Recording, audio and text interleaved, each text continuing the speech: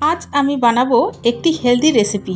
School tiffin, सकालेर नास्ता, अफिसेर tiffin सबेतेई खेते पारबेन। खूब टेस्टी हय और बानानो खूब सहज हय। नमस्कार, आमी आबारो हाजिर हये गेছি नतून एकटी रेसिपि निये। आजके आमी एकटी हेल्दी रेसिपि आपनादेर साथे शेयर करब। आशा करछि এই রেসিপিটি আপনাদের অনেক ভালো লাগবে। পুরো রেসিপিটা প্রথম থেকে শেষ পর্যন্ত দেখার অনুরোধ রইল। আর বন্ধুরা, রেসিপিটি দেখার আগে একটা লাইক অবশ্যই দিয়ে দেবেন। তাহলে বন্ধুরা চলুন আর দেরি না করে ঝটপট শুরু করি রেসিপিটি। রেসিপিটি করার জন্য প্রথমেই আমি দুটো ডিম ভেঙে নিচ্ছি।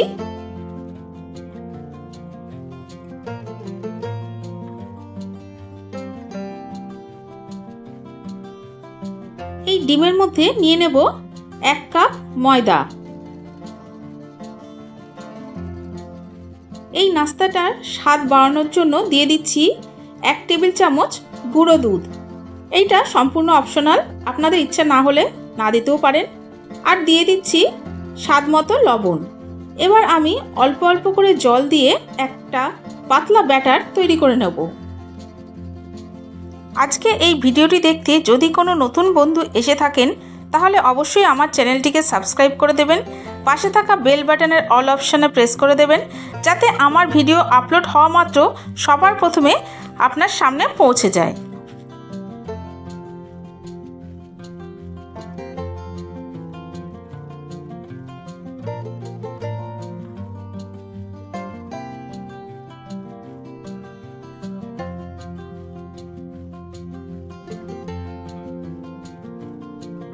বন্ধুরা, আমি একটা পাতলা ব্যাটার তৈরি করে নিয়েছি।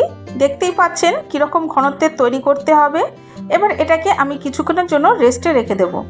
এরপর আমি একটা কড়াইতে তেল নিয়ে তেলটা ভালো করে গরম করে নিয়েছি। এবার এর মধ্যে দিয়ে দিচ্ছি দুটো ডিম। এই ডিমের আমি ভুজিয়া তৈরি করে নেব।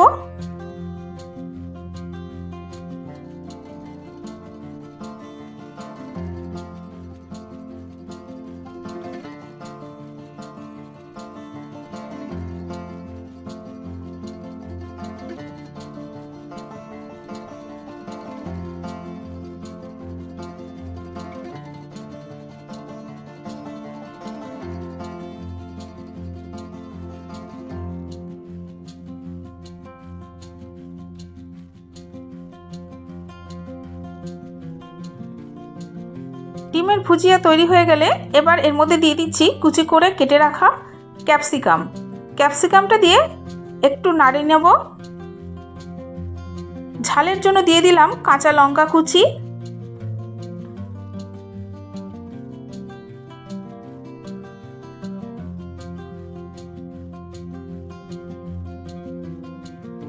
এবার দিয়ে দিচ্ছি কুচি করে রাখা গাজর। গাজর দিয়ে একটু নাড়িয়ে নিচ্ছি।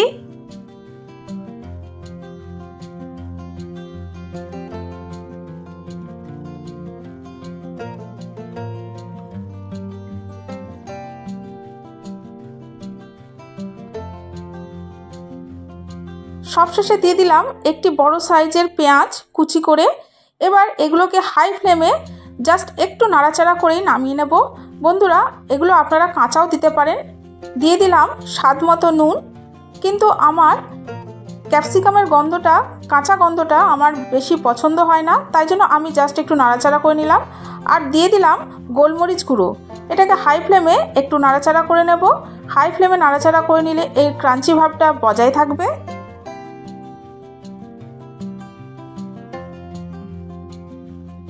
ডিমের ভুজিয়াটা আমার তৈরি হয়ে গেছে। এবার নামিয়ে ঠান্ডা করে নেব। এবার আরেকটা বাটিতে কিছুটা পরিমাণ ময়দা নিয়ে নিয়েছি।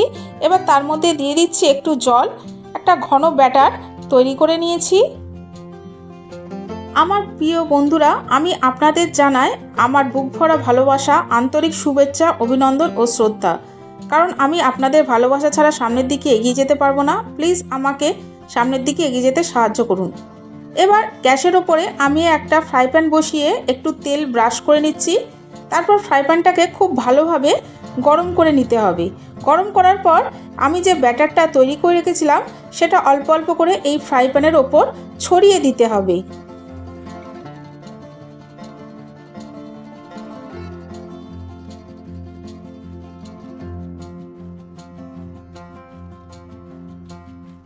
এটা আমার একদিকটা হয়ে গেছে, হয়ে গেলে নিজে নিজেই উঠে আসবে।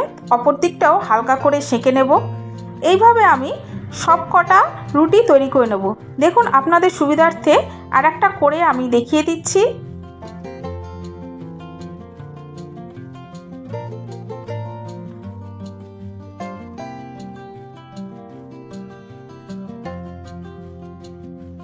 এভাবে আমি সবগুলোই করে নেব।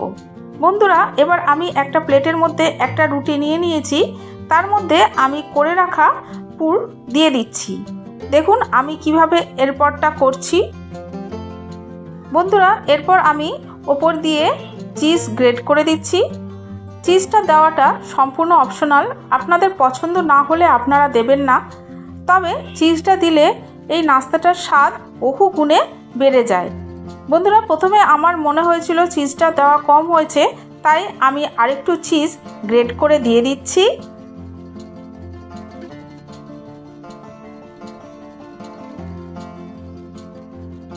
বন্ধুরা, এবার আমি রুটির চারধার দিয়ে ময়দার যে ঘন ব্যাটারটা করে রেখেছিলাম সেইটা দিয়ে দিচ্ছি।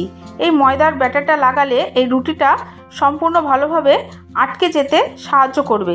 দেখুন আমি কিভাবে লাগিয়ে নিচ্ছি এবং রুটিটাকে ভাঁজ করে নিচ্ছি।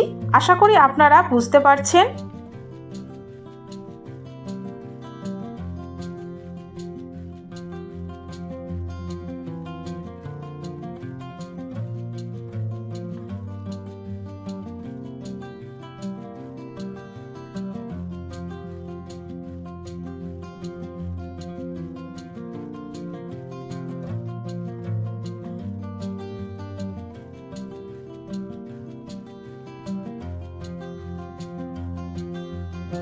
দেখুন আমি পুরোটাকে বেশ সুন্দর করে মুড়ে, এবারে একটা ফ্রাই প্যানে খুব সামান্য পরিমাণ তেল গরম করে আমি যে দিকটা ভাঁজ করেছিলাম রুটিটার ঠিক সেই দিকটাই আমি ফ্রাই প্যানের ওপরে দিয়ে দিলাম, তাতে ভাঁজগুলো খুলে যাবে না।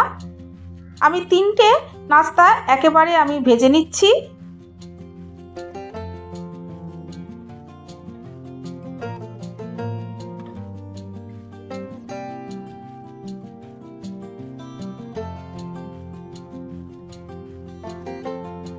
বন্ধুরা, আমার একদিক হয়ে গেছে, এবার আমি অন্য দিক উল্টে দিচ্ছি। আমি মিডিয়াম ফ্লেমে এগুলোকে ভেজে নিচ্ছি, কারণ আমার ভেতরের পুরগুলো অলরেডি হয়েই আছে।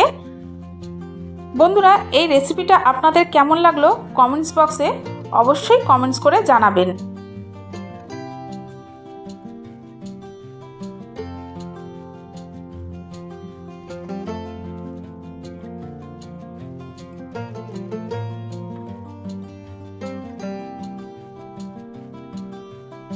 বন্ধুরা, দেখুন নাস্তাটা আমার কমপ্লিট হয়ে গেছে, এবারে তুলে নিচ্ছি। দেখুন বন্ধুরা কি সুন্দর দেখতে হয়েছে। তাহলে বন্ধুরা আজকে আসি, আবার দেখা হবে নেক্সট এপিসোডে নতুন কোনো রেসিপির সাথে। ততক্ষণ ভালো থাকবেন, সুস্থ থাকবেন।